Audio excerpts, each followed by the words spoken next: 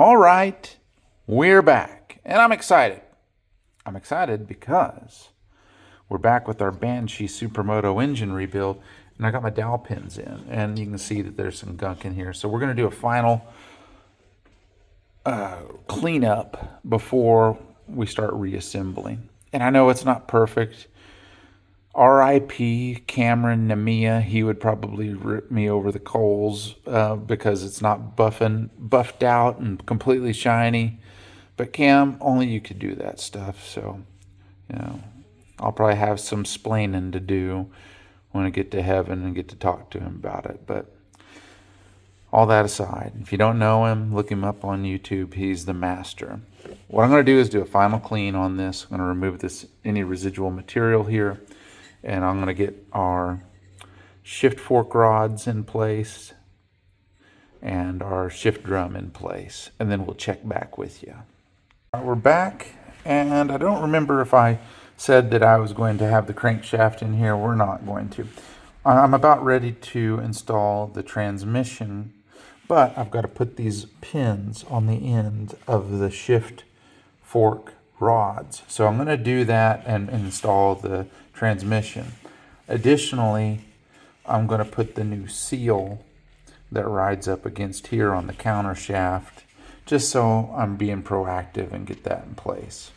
We'll have to put in the dowel pin or the half moon washer, and the washer is a part of the circlip on here. This one has its bearing there, and then this one has its circlip, and then we have the one on each of sides of the crankshaft, and we'll get to that on the next part, but I'll show you where we're at with this next time. All right, here's the old seal. For whatever reason, I've got that, and that's here in place. We have our half moon, as I call them, locator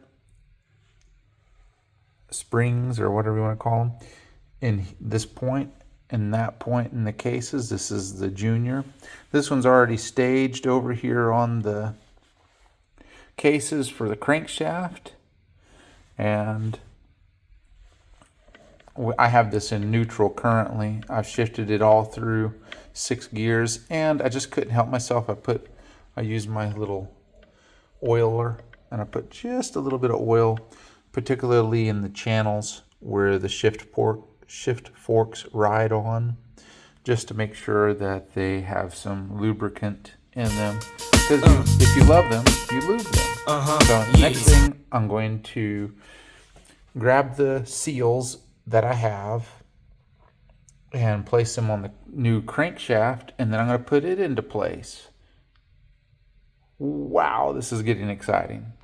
All right, we've managed to not screw this up. Oops, here we go. I'm going to set these just over here just for demonstration purposes. Again, we've got our transmission, super happy over here.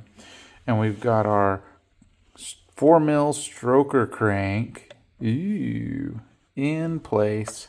We've got our seals in place, and I've just got this primary, or this gear here in place. I don't have it tightened down. And of course we have our stator side seal.